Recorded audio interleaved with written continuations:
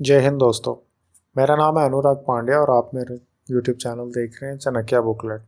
दोस्तों, आजकल एक खबर बहुत ज़्यादा सराउंडिंग में है, बहुत ज़्यादा आप सुन रहे हैं, बहुत ज़्यादा इस हवाले से आर्टिकल्स भी पब्लिश हो रहे हैं। ये एक पब्लिक केस बन चुका है, बहुत ज़्यादा इसको पब्लिसिटी भी मिल रही है और ये एक न्यूज़ बहुत वायरल हो चुकी है। सबसे ज़्यादा इसको फेम तब मिला है जब डोनाल्ड ट्रंप ने भी इस पे कमेंट किया। अब ये क्या न्यूज़ है, ट्रांसजेंडर बॉक्सर के हवाले से एक न्यूज़ चल रही है। वो क्या न्यूज़ है उस पर हम डिस्कस करते हैं। और ये केस नया नहीं है। अगर अपनी प्रेजेंस में या अपनी साइड पे अपने केस में, ये कोई नया केस नहीं है। ट्रांसजेंडर का एथलीट के तौर पे परफॉर्म करना ये कोई नया केस नहीं है। लेकिन उसके बावजूद ये केस को इतनी पब्लिसिटी क्यों मिल रही है, क्यों फेम मिल रहा है? क्या वाकई ट्रांस जो एथलीट्स हैं वो काफ़ी हार्श होते हैं फीमेल एथलीट्स के साथ? क्या जो ट्रांस बायोलॉजिकल मेल्स होते हैं वो वाकई बहुत ज़्यादा हिट करते हैं? इस पर हम डिस्कस करेंगे इस वीडियो पे। और इसके क्या पर्सपेक्टिव्स ऐसे हैं जो लोग बहुत ज़्यादा इस पे इसको क्रिटिसाइज़ कर रहे हैं? ऐसा क्या केस सामने आ रहा है कि जो बहुत ज़्यादा क्रिटिसिज्म इनको फेस करना पड़ रहा है? अगर हम इसको स्टार्ट से डिस्कस करें तो इसकी हिस्ट्री कुछ ज़्यादा पुरानी नहीं है। हम लोग देख सकते हैं 2015 में एक आपके स्क्रीन पे एक तस्वीर चल रही है क्रिस मॉजियर के नाम से। ये बाय बर्थ तो फीमेल थी। अब ये यही बता सकती हैं कि इन्होंने मतलब क्या क्या इनके मन में आया तो इन्होंने मेल बनने का फ़ैसला कर लिया। अब मेल और फीमेल का थोड़ा-सा मैं आपको अगर एलैबोरेट करूँ, थोड़ा-सा मतलब डिफरेंशिएट करना चाहूँ कि किस तरह ये मेल और फीमेल में कन्वर्ट करते हैं।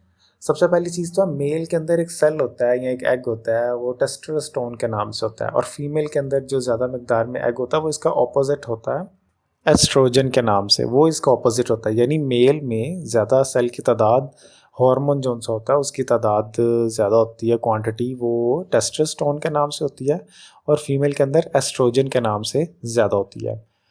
अब जब जब कोई अपने आप को कन्वर्ट करता है मेल से फीमेल में, मेल से फीमेल में, तो वो टेस्टोस्टेरोन वाली जो फूड होता है वो कम कर देता है, उसके विटामिन्स कम कर देता है और एस्ट्रोजन के जो क्वांटिटी है वो ज़्यादा से ज़्यादा करने की कोशिश करता है और फिर ऑपरेट करवा के वो फीमेल बन जाता है। Same as it is female से मेल की तरफ जाते वक़्त क्या करते हैं कि वो एस्ट्रोजन जो उनकी बॉडी में ज़्यादा होती है वो उसको लूज़ करते हैं और टेस्टोस्टेरोन जो मेल का जो हार्मोन है उसको ज़्यादा से ज़्यादा आर्टिफिशियली भी अपने अंदर अब्ज़ॉर्ब करने की कोशिश करते हैं और नेचुरली भी ज़्यादा से ज़्यादा ऐसी फूड को अडॉप्ट करते हैं जिसके अंदर टेस्टोस्टेरोन ज़्यादा हो। तो यानी ये मेल और फीमेल के एक हार्मोन का एक वाइड मतलब डिफरेंस या मेन फोकस रेफरेंस पॉइंट आप कह सकते हैं, जिसकी वजह से रेफरेंस टेस्टोस्टेरोन का ज़्यादा हुआ तो वो मेल है और एस्ट्रोजन का ज़्यादा हुआ तो वो फीमेल है। अब जो आजकल जो न्यूज़ चलने में आ रही है वो थोड़ी-सी इसी हवाले से ही है। अ, इसको अगर हम थोड़ा-सा स्टार्ट में जाके देखें तो 2015 में क्रिस मॉजियर एक फीमेल एथलीट थी बाय बर्थ, यानी बायोलॉजिकल, यानी जो वो पैदा हुई थी जिस समय उस वक़्त वो फीमेल थी। लेकिन उन्होंने अपने आप को फिर मेल में कन्वर्ट किया और एक चैम्पियनशिप में हिस्सा लिया।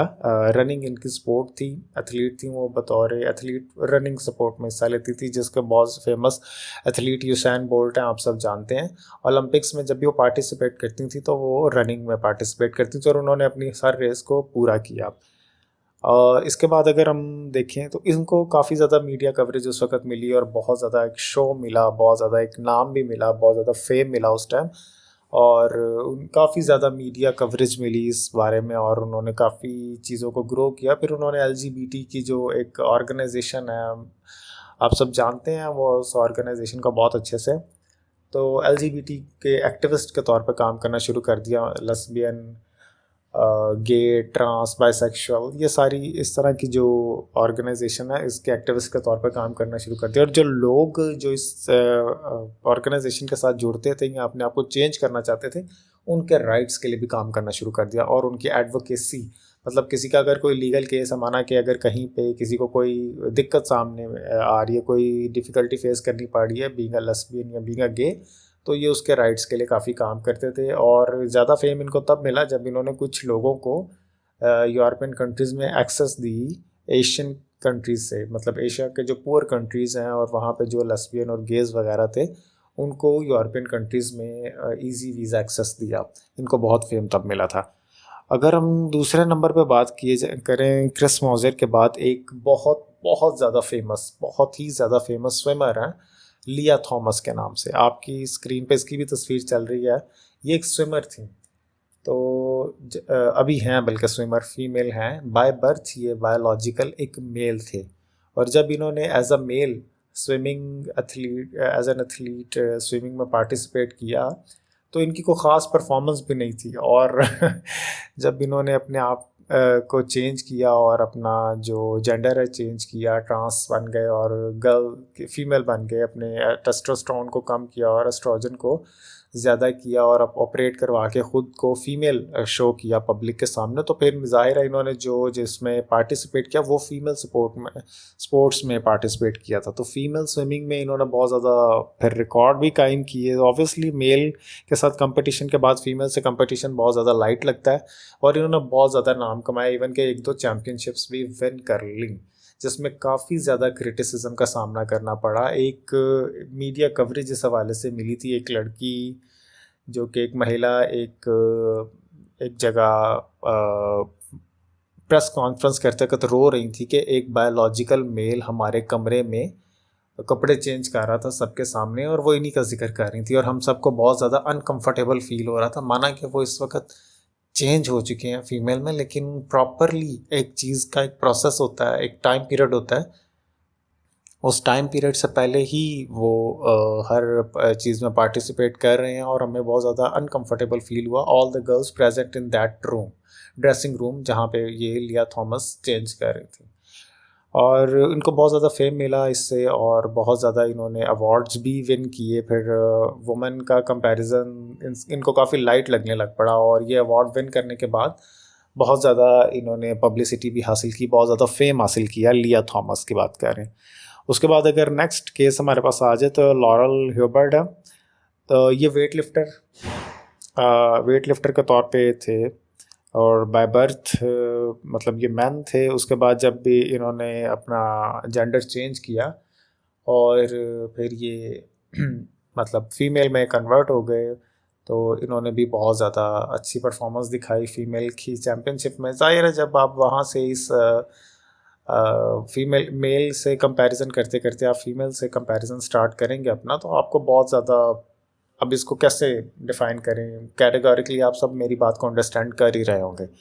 तो आजकल जो केस आया हुआ है, आजकल वो केस कुछ ऐसे है कि अरसा पहले भी कुछ समय पहले भी एक ऐसी फ़ाइट देखने में आई थी। कुछ समय पहले एक फ़ाइट ऐसी देखने में आई थी कि एक जो biological male, by birth male एक मार्शल आर्ट्स स्पेशलिस्ट थे, वो उनकी फ़ीमेल से एक लड़ाई हो रही थी। वो ट्रांस में कन्वर्ट हो गए थे, और उन्होंने काफ़ी बैडली उनको हर्ट किया था। उनको ब्लीडिंग काफ़ी ज़्यादा, एक जो नॉर्मल देखने में आती है ब्लीडिंग, उससे काफ़ी ज़्यादा देखने में आई थी। एक मार्शल आर्ट्स की फ़ाइट में, रेसलिंग की फ़ाइट में ये सब चीज़ें नॉर्मल हैं, लेकिन उससे भी कुछ ज़्यादा एक्स्ट्रा ऑर्डिनरी ये फ़ाइट देखने में आई थी।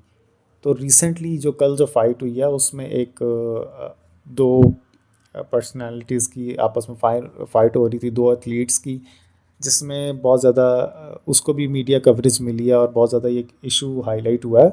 सबसे पहले तो बात तो ये है कि जो फ़ाइट कर रहे थे उनमें से एक इमाम खलीफ के नाम से जो है, वो बताया ये जा रहा था कि वो एक ट्रांसजेंडर हैं, मतलब बाय बर्थ वो मेल हैं, और उन्होंने अपने ख़ुद का ऑपरेशन करवा के और एस्ट्रोजन वगैरह की क्वांटिटी ग्रो करके वो फीमेल में कन्वर्ट हो गई, यानी वो ट्रांस एथलीट है।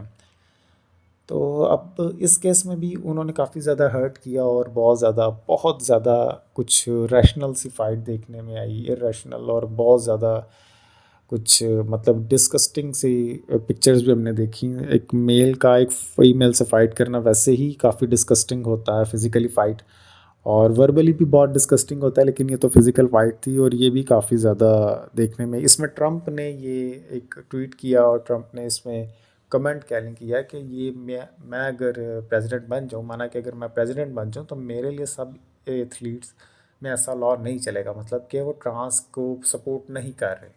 और बहुत सारे आर्टिकल्स इस पर पब्लिश हो रहे हैं, बहुत सारे लोग इसके अगेंस्ट बात कर रहे हैं कि मेल्स का फीमेल से या बायोलॉजिकल मेल का फाइट, मतलब कुछ समझ नहीं आती बात, ये कुछ ऐसी बात सब कर रहे हैं। और इसकी यहाँ पे एक मिसकंसेप्शन हुई है, कुछ अंडरस्टैंडिंग हुई है। अब बात कुछ ऐसे है, अगर मैं आपको थोड़ा इलेबोरेट करूँ, ये जिनकी बात ये कह रहे हैं, ये इमाम खलीफ की, ये बाय बर्थ फीमेल ही हैं।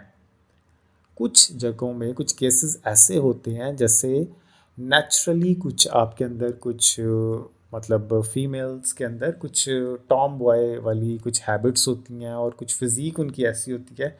यहाँ पर बहुत ओपनली अगर मैं बात करूँगा, बहुत मेंशन करूँगा, एक फ़ीमेल रेसलर हैं रोंडा राउसे के नाम से। तो वो फीमेल हैं लेकिन उनकी काफ़ी फ़िज़ीक मेल वाली है और फाइटिंग बहुत ज़्यादा उनकी मेल वाली है, और इवन के सम टाइम वो रेसलिंग के टाइम पे वो मेल को भी, मेल से भी फाइट करती हैं और टफ़ टाइम उनको देती हैं।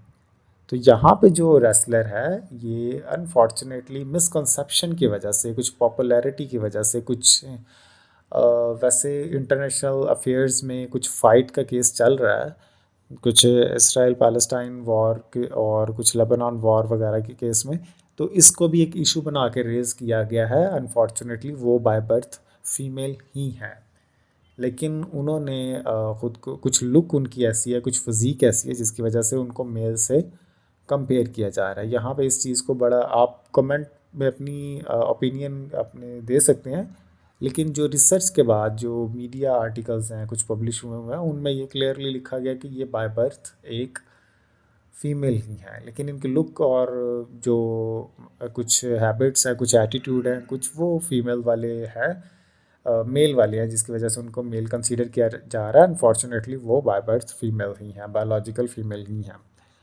तो उम्मीद करता हूँ आपको ये थोड़ी सी वीडियो पसंद आई होगी, सर्च मेरी थोड़ी सी।